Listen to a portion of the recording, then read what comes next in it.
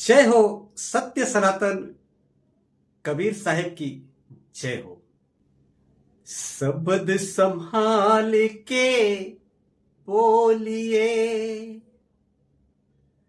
शब्द संभाल के बोलिए, शब्द के हाथ न पाओ, एक शब्द सदी बने, एक शब्द करे घाव कबीरा, एक शब्द करे घाव। कबीर दास जी हम सबको फरमा रहे हैं और इस दोहे के माध्यम से बता रहे हैं, चिता रहे हैं कि जो शब्द होता है इसमें बहुत पावर होती है, बहुत शक्ति होती है, बहुत एनर्जी होती है। ये शब्द के माध्यम से हम, या यूं कहें तो ये सृष्टि का पूरा निर्माण हुआ है। हर एक शब्द के द्वारा हर एक खूबसूरत रचनाएं तैयार की गई हैं। एक खूबसूरत वर्णन से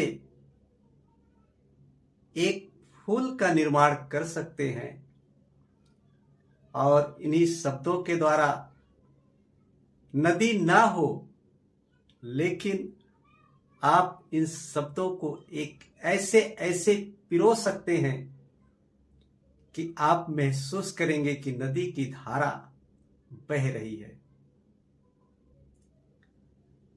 शब्द में बहुत ताकत होती है।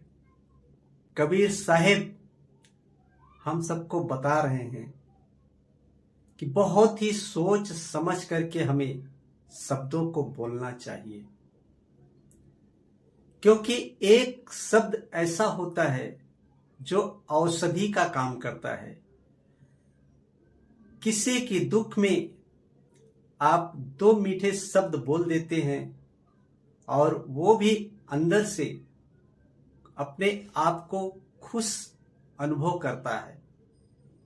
कुछ पल के लिए ही सही अपने पीड़ा को भूल जाता है। लेकिन वहीं पर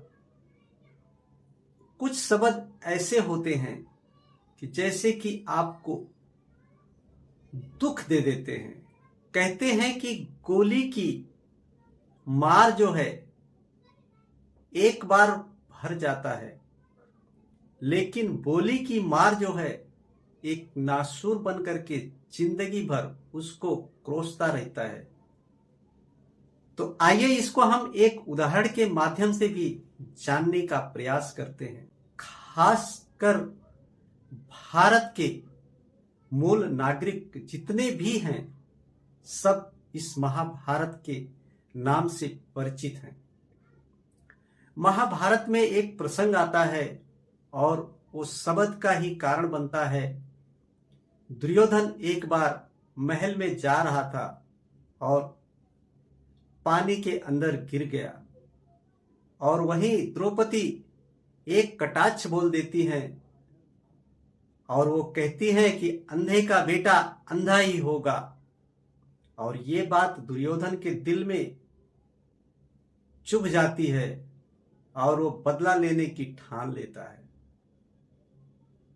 बस साथियों, बात इतनी सी थी। द्रौपदी दुर्योधन से छोटी थी। अगर अर्जुन के हिसाब से देखेंगे तो, युधिष्ठिर के हिसाब से देखेंगे तो युधिष्ठिर बड़ा बेटा है, लेकिन अर्जुन के हिसाब से देखेंगे तो छोटी थी द्रौपदी। लेकिन कारण यहां पे ये नहीं है कि छोटा या बड़ा, यहां तो शब्द की बात हो रही है। अगर द्रौपदी वही मीठे से प्यार से बोल सकती थी कि देख करके चलो, तो शायद इतना उसके दिल में ना लगता। नजरअंदाज कर दिया होता तो शायद महाभारत ना होता। और ये शब्द के कारण ही हुआ है और इसके अलावा कुछ भी नहीं है। कबीरदास जी इसके लिए तो कहते हैं, आज के इस समय में हम सबको भी चाहिए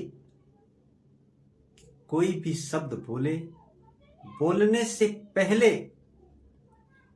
हमें वो सोच लेना है कि सामने वाले के ऊपर इसका क्या प्रभाव होगा, अच्छा या बुरा, ताकि वो हमको रिटर्न में वापस करे तो क्या वापस कर सकता है, कौन सा शब्द वापस कर सकता है वो। क्योंकि जैसा बीज मैं बोऊंगा वैसी ही फसल मैं काटूंगा। इसके लिए हम सबको चाहिए कि बहुत ही सोच समझ करके, एक शब्द ही तो है, आप उससे आरती करते हो, गीत गाते हो, भजन करते हो, उपासना आराधना करते हो, तो शब्द के द्वारा ही तो ये सारी चीजें होती हैं। और इसी शब्द के द्वारा नाच गाना भी होता है, गाली गलौज भी होता है तो शब्द ही ये। लेकिन कौन सा शब्द कहां पे प्रभाव डालेगा और कौन सा शब्द नकारात्मक ऊर्जा को उत्पन्न करेगा, वो सब चीज हमको अपने ख्याल में रख करके, अपने दिमाग में रख करके हमें बात करनी चाहिए। इसी वाणी के साथ दीजिए ब्रजेश गौतम को इजाजत, फिर मिलेंगे। जय कबीर साहिब।